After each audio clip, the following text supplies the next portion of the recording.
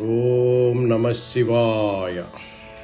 పూర్వోత్తరే ప్రజ్వలికా నిధానే సదా వసంతం గిరిజాసమేతం సురాసురారాధిత పాదపద్మం శ్రీవైద్యనాథం తమహం నమామి.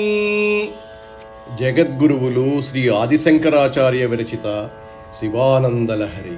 స్తవైర్బ్రహ్మాదీనాం జయ జయ వచోభిర్నియమినాం గణానాం కిళీభిర్మదకలమహోక్షస్య కకుది స్థితం నీలగ్రీవం త్రినయనముమాశ్లిష్టవపుషం కదా త్వాం పశ్యేయం కరధృతమృగం ఖండపరశుం.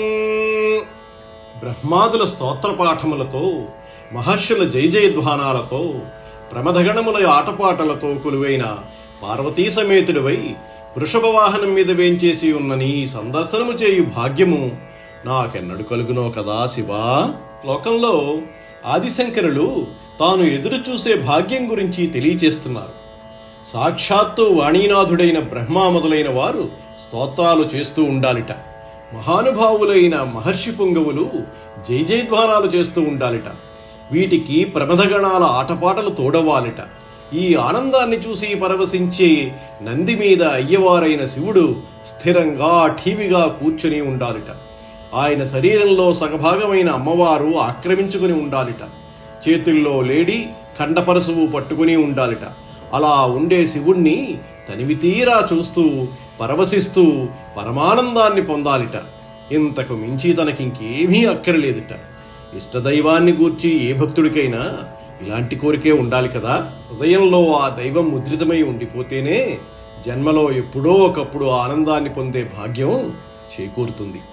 కదా వా త్వాం దృష్ట్వా గిరిశ తవ భవ్యాంఘ్రియుగళం గృహీత్వా హస్తాభ్యాం శిరసి నయనే వక్షసి వహన్ సమాశ్లిష్యాఘ్రాయ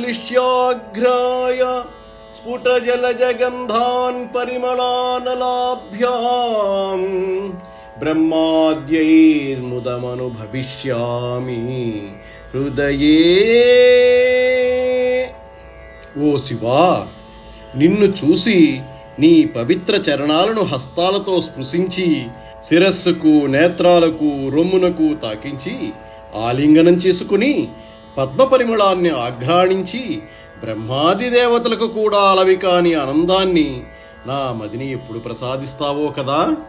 తాను ఊహించుకున్న తన హృదయంలో ముద్రితమై ఉన్న తన దైవాన్ని చూడటమే కనుక తటస్థపడితే భక్తుడు ఏం చెయ్యాలో ఈ శ్లోకంలో తనను తాను భక్తునిగా ఆపాదించుకొని ఆదిశంకరులు సెలవిచ్చారు. తన దైవాన్ని కళ్ళారా చూడగానే ముందుగా పవిత్రమైన పాదాలను హస్తాలతో పట్టుకోవాలిట. ఆ పైన వాటిని తలకు, కళ్లకు, వక్షస్థలానికి హత్తుకొని ఆలింగనం చేసుకొని ఆ పాదపద్మ పరిమళాలను ఆఘ్రాణిస్తూ హరి బ్రహ్మాదులైన పెద్ద పెద్ద వారికి కూడా పొందసఖ్యం కానిటువంటి ఆ ఆనందాన్ని హృదయం నిండా నింపుకొని పరవశించిపోవాలిట. ఇదే నిజమైన భక్తునికి, నమ్మిన దైవానికి మధ్య ఉండే భక్తిపరమైన సంబంధం అని ఆదిశంకరులు అంటున్నారు. కరస్తే హేమాద్రౌ గిరిశ నికటస్తే ధనపతౌ గృహస్థే స్వర్భూజామర సురభి చింతామణిగణే శిరస్తే సీతాంసౌ చరణయుగళస్తే ఖిల శుభే కమర్ధం దాస్యేహం భవతు భవదర్థం మమ మనః. ఓ కైలాసవాస, బంగారు కొండ నీ దగ్గరుంది. కుబేరుడు మిత్రుడుగా నీ దగ్గరున్నాడు. కోరికలు తీర్చే కల్పవృక్షము, కామధేనువు, చింతామణులు నీ అధీనంలో, నీ ఇంట్లో ఉన్నాయి. చంద్రుడు భూషణంగా నీ శిరస్సునందున్నాడు. సమస్త శుభాలను నీ పాదాల వల్ల కలుగుచున్నవి. శంకరా, ఇంక నేను నీకేమివ్వగలను? కాబట్టి నా చిత్తాన్ని అర్పిస్తాను, స్వీకరించు. విశ్వంలో ఉన్నదంతా భగవంతుడిదే అయినప్పుడు మళ్ళీ మనం ఆయనకి ఏమి సమర్పించగలం? భగవంతుడికి ఏమి సమర్పించాలి అన్నదాన్ని భగవద్గీతలో పత్రం పుష్పం ఫలం తోయం అని చెప్పబడింది.